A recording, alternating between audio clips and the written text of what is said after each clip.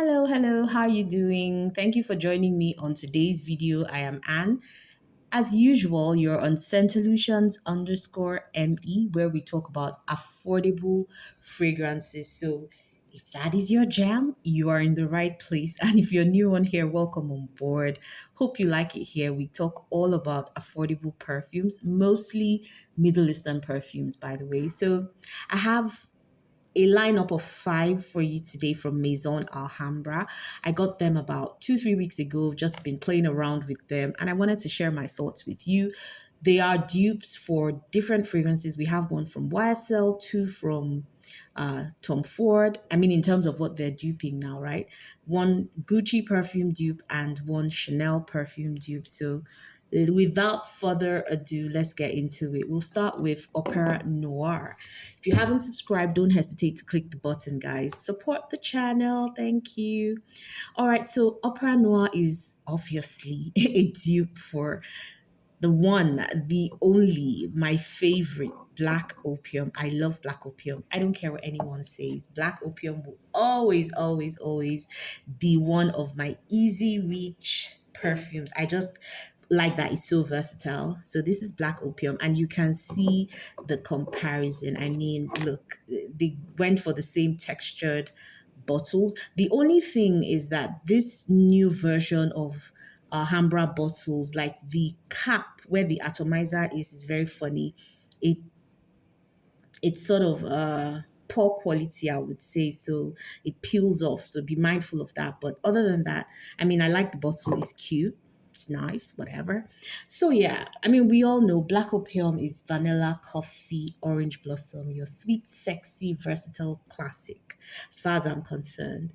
Opera Noir does a fantastic job of duping Black Opium, in my opinion. I mean, guys, I would say this is about 85% close to Black Opium. You really honestly do not need Black Opium. If you don't have Black Opium money, you can get this to get a feel for what it smells like. Now, the only tiny nuance, that is different is that this is, I would say, maybe a lot less vanillic. It also feels texture wise a bit drier than Black Opium. Black Opium is a bit more well rounded. The vanilla there really gives it some warmth and softness in the midst of the sexiness. So this feels like they were mising the vanilla a little bit, or maybe it's not of the same quality. I don't know, but it just definitely feels a lot drier in texture than the original Black Opium. But I mean, the only reason I would notice that is because I'm smelling it and trying to see what the differences are. To the average person just smelling it in the air, honestly, they would think it's the same thing. So yeah, if you want to dip your toes in Black Opium waters and you don't have Black Opium money, Opera Noir will do the trick for you guys. Okay, yeah, so let's get into Eternal Touch. Now, this is a Tom Ford dupe. This used to be called, what's the name? I wrote it down. It used to be called Tobacco Touch, but the name has since been changed to Eternal Touch. And this is inspired by Tobacco Vanille Tom Ford. Now, this is heavy on the tobacco and the spices. There's vanilla, cacao, and tonka bean in here.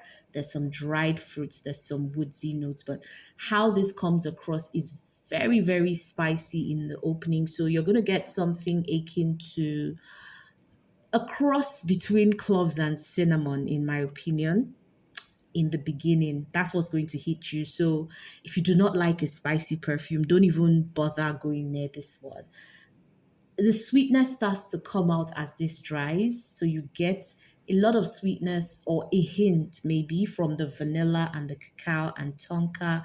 It comes out really sweet, rich in the middle, but that sweetness that is balanced by the tobacco and the other stronger woody notes. So you have that. You kind of have like the dried fruits also making an appearance. So you're going to get that sweetness of like raisins, that kind of thing. Very nice. Adds a very interesting touch to this. And that's what will make this appeal to somebody who maybe leans more towards unisex perfumes. Like if you're a female and you lean more towards unisex perfumes, the sweetness will make it easy for you to wear this. Now, I feel like this would be more in the ballpark of what males or people who like masculine perfumes would like, because this is more masculine than it is feminine, in my opinion. Yeah, so just saying that. But generally feels dry, a bit powdery. There's a masculine, sexy touch that the tobacco leaves gives. So the way the tobacco comes in here is not like smoky. It's more the scent of the tobacco leaves, the tobacco blossom. That's how it comes across here. I love this, but it's a complex perfume, not easy to love. So it's not something you will like right off the bat. If you don't like spices, don't even bother, but if you give this time to macerate as well, it right kind of comes into its own. It's a nice perfume. Eternal Touch by Maison Alhambra. Don't come near this if you don't like masculine perfumes. If you don't like spicy perfumes as well, please don't bother. Next, we have Pink Velvet. And this is also a Tom Ford dupe. This is a dupe for Rose Prick by Tom Ford. It was formerly called Rose Petals, but now it's called Pink Velvet. Love the bottle, really cute. This is like your earthy rose patchouli. That's essentially what this is. So rose saffron, there's all kinds of rose actually, Turkish rose, Bulgarian rose. And then there's patchouli definitely playing in here, and that is very prominent. There's tonka bean vanilla. So for me, there's a quiet sophistication to this perfume, and it can only be appreciated by people who like niche rose perfumes, to be honest. Like if you're looking for a sweet rose or a sweeter version of rose, you won't like this. The difference between this and Tom Ford's Rose Prick is the Sichuan pepper and turmeric in Tom Ford. And I feel like it gives it a more effervescent quality, that ginger, turmeric. There's a richer and more effervescent quality in the Tom Ford, in my opinion. There's also no vanilla in the Tom Ford version. So this leans more on the warmer side. Not like Rose Brick is also warm, but it just feels more present. It just feels more bubbly than this. So those are the slight nuances. But if you wanted a lovely, sophisticated rose patchouli, Pink Velvet would do it. Again, all these perfumes will give you about 4 hours on your clothes. I mean, that was my experience with every single one of them. The most longevity I got from Opera Noir and Florenza. We're getting, and I think that should just take me into Florenza actually. Florenza, again, Maison Alhambra. This is a dupe for Gucci Flora or Fresh. Now, let me show you what I have. So, this is Flora by Gucci rather, and this is the Ofresh. I think there's an original version, but I found that these two smell honestly like 90% similar. Look at how far I've gone. I mean, guys, I've almost finished this. I had to just leave some of it because, I wanted to talk to you guys about it, but it is so good. So good. This is more of a clean, fresh summer staple. It's has a citrusy side. So there's peony, kumquat, bergamot, Amalfi lemon.